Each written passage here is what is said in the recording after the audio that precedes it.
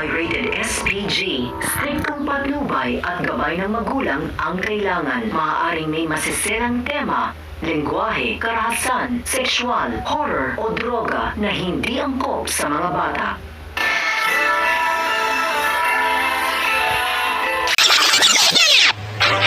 Mga dapat nating abangan sa FPJ's Batang Quiapo.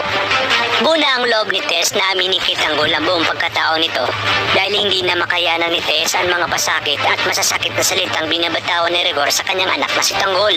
Sa kabilang banda, labis naman ang tuwang nararamdaman ni Ramon dahil sa nalalapit nilang kasal ni Mokang. Ngunit para kay Mokang ay isa itong bangungot dahil tila hindi niya nakilala ang kanyang sarili.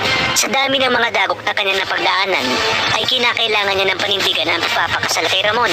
Sa kabila nito ay alam natin na si Tanggol ang laman ng kanyang puso. Pero sadyang pinaglalayo sila ng tadhana at kapalaran. Sa kabilang banda, dahil sa biglaang pag-iba ng ihip ng hangin, ay sasabihin ni Severino kay Ramon na kani-kanina lang ay handang-handa na si David na makilala si Monique. Ngunit tila umano, may ibang nangyari kung kahit biglaang umalis ang kanyang anak. Sasabihin ni Mokang na baka umano hindi matanggap ng anak ni Ramon na ito ay ikakasal na kung kaya't ayaw siya nitong makita.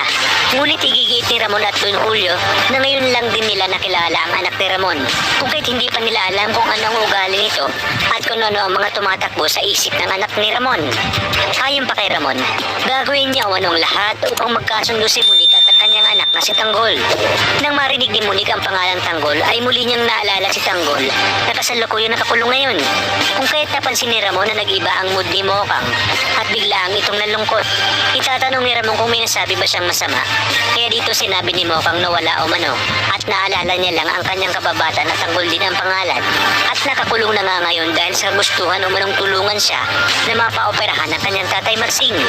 Dagdag pa ni Mokang na nakakalungkot lang isipin na ang mismong ama o mano nito ang siyang bumaril at humuli sa kanyang kaibigan na isang araw pulis. Kung kaya't dito tila may gumugulo sa isipan ni Ramon dahil pulis din nga ang kinalakihang ama ni David.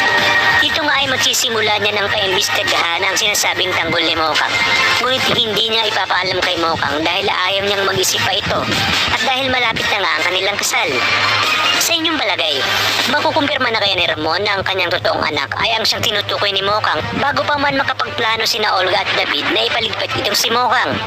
Kaya naman kapamilya, tutok lang dahil napakarami pa nating dapat abangan dito lang sa pambansang teleserye ng Sambayanan, ang FPJ's Batang Quiapo.